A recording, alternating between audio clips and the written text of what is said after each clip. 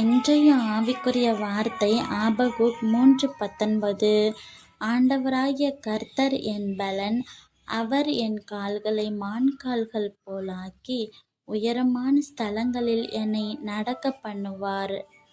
இது நெகினோத் என்னும் வாக்கியத்தில் வாசிக்க ராக தலைவனுக்கு ஒப்புவிக்கப்பட்ட சங்கீதம். உங்களோட சிந்தனைக்கு இன்னைக்கு ஒரு சின்ன கதை. ஆபகுக் தீர்க்கதரிசி காலத்தில் இஸ்ரேல் தேசம் முழுவதும் கஷ்டத்தினால இருந்துச்சு. முதல் பிரச்சனை என்னன்னு பார்த்தோன்னா, சொந்த ஜனங்களே திருடுனாங்க, கொள்ளையடிச்சாங்க, சண்டை போட்டாங்க, லஞ்சம் வாங்கினாங்க. ரெண்டாவது காரியம் என்னன்னு பார்த்தோன்னா, எதிரி நாடாகிய பாபிலோன் தன்னோட நாட்டை அழிக்க போகுது அப்படின்ற பயம். மூணாவது விஷயம் என்னன்னா, தோட்டத்தில் அத்திமரம் துளிர்க்கலை, திராட்சை செடி பலன் கொடுக்கலை, ஆடு மாடெல்லாம் செத்து போணுச்சு, பசியால் வாடுனாங்க. இப்போதான் ஆபகுக் கர்த்தர்கிட்ட வேண்டாரு. கர்த்தாவே, நான் உங்களை எவ்வளோ கூப்பிட்றேன், எனக்கு ஏன் இந்த அநியாயம், நீங்கள் ஏன் சும்மா இருக்கீங்க இதை பார்த்துட்டு அப்படின்னு கேட்குறாரு. உடனே கர்த்தர் சொல்கிறாரு, நான் என்னோட வேலையை கரெக்டாக செய்வேன், நீதிமான் தன்னுடைய விசுவாசத்தினால தான் பிழைப்பான் அப்படின்னு சொல்கிறாரு. உடனே ஆபகுக் காத்திருக்கிறாரு.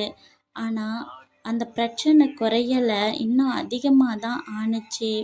உடனே கடைசி அதிகாரத்தில் ஆபகுக் ஒரு பாட்டு பாடுறாரு. என்ன பாட்டு தெரியுமா? அத்திமரம் துளிர் விடாமல் போனாலும், திராட்சை செடி பலன் உண்டாகாமல் போனாலும், ஆடுகள் கிடையில் இல்லாமல் இருந்தாலும், மாடுகள் மந்தையில் இல்லாமல் இருந்தாலும், நான் கர்த்தருக்குள் மகிழ்ச்சியாக இருப்பேன், என் ரட்சிப்பின் தேவனுக்குள்ளார களி கூறுவேன் அப்படின்னு சொல்கிறாரு. அப்புறமா தான் ஆபகுக் 3:19 இந்த வசனம் சொல்லப்படுது.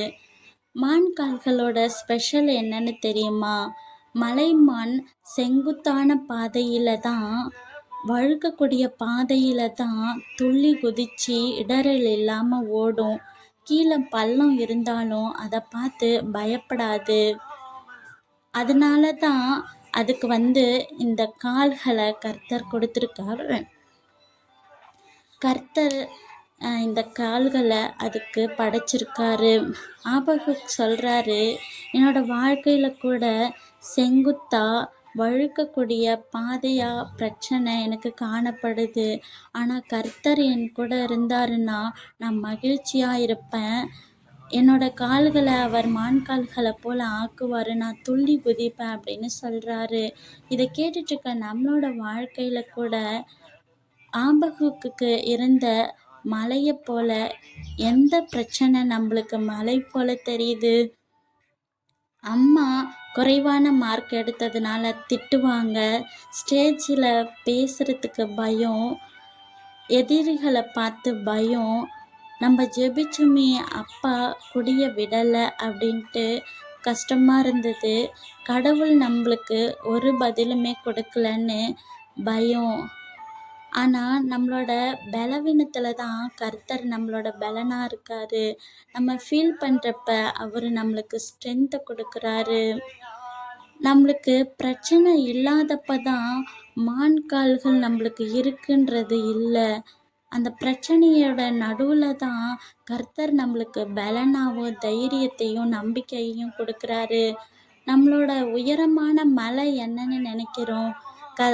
எக்ஸாமில் நம்ம பாஸ் பண்ணுறது தான் நம்மளுடைய உயரமான மலை கிடையாது.